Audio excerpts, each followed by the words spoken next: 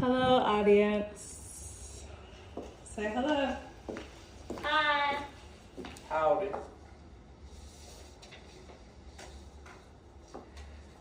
Good evening, everyone.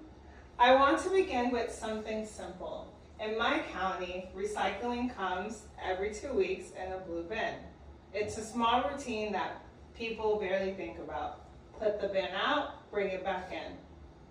But I started thinking about how change often looks exactly like that. It's small, ordinary, and consistent.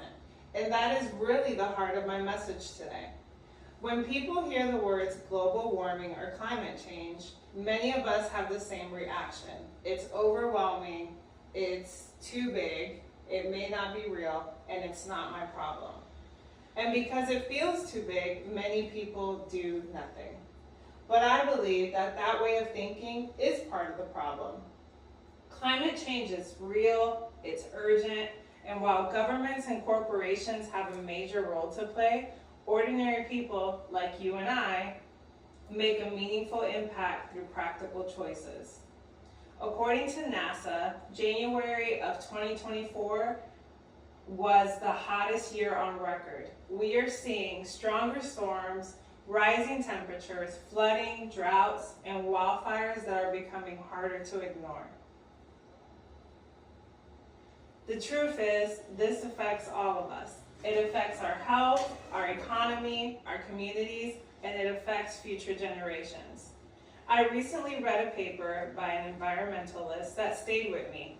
She said that when she told people what she did for work, many responded with guilt. They felt like they were not doing enough.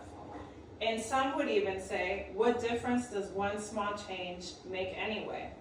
I thought that was powerful because I think maybe a lot of people feel like that. Sometimes guilt does not motivate action, it creates paralysis. And I do not want this speech to make anyone feel guilty. I want it to make people feel empowered. Because this is not about doing everything perfect, it's about doing something. But today, I do not want to focus only on the problem. I want to focus on practical ways that we can be a part of the solution. The first thing is reducing energy use at home. This does not require dramatic lifestyle changes.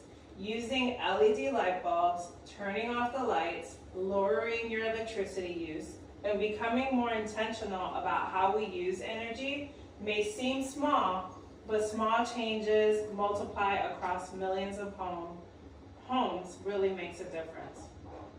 According to the Department of Energy, September of 2023, energy efficiency remains one of the simplest ways to reduce emissions while also saving money.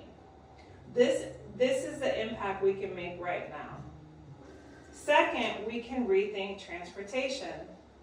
According to the Environmental Protection Agency, 2024, transportation remains one of the largest sources of greenhouse emissions in the United States. This does not mean that everyone has to go out and buy an electrical car tomorrow. It can mean carpooling, walking short trips, combining errands, driving less when possible. Again, all practical choices. Third, we can reduce waste and consume more intentionally. Food waste alone contributes significantly to climate problems.